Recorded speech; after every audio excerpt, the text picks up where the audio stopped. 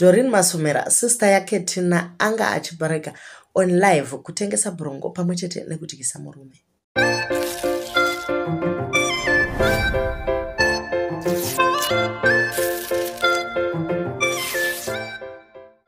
Ndotomudyisa nekuti vanohura. Ukasavadyisa beta kutovaita zvipota nemadziro because the nature. Ndakatomudyisa nekokoro arimo makarembedi ndona kazvo.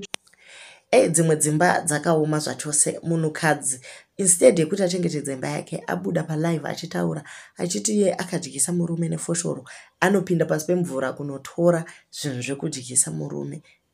Murume wacho hapana zvaataura. Kwezi hama dzemurume dzinoti chii kana munhu achitaura zvinhu zvakadai chokwadi? Ngatimbotarisai apo pacho. Kazvomutura mudo kuchengetedza pandiri kuchengetwa.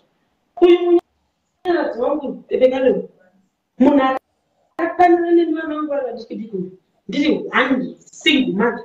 Andoda kuti pamufura mundipoda kunetse kune foshoro pakati. Azobuda palive achinwa brongo uye achiratidza kuti ndo type yaanotengesa hapana zvamunoimuita. Vanhu vazhinji varwadziwa vakati aiwaka vana vedu kana vakabata chinhu ichi chiri kuuraya vanhu vazhinji, asi iwe uri kutoona sejoku.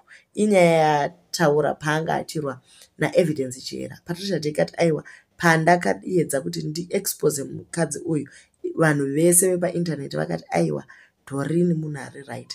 Iko zvino kana akuburitsa mavidheos achiadvertisa chinhu ichi ari kuda kuti vana vedu vaite sei.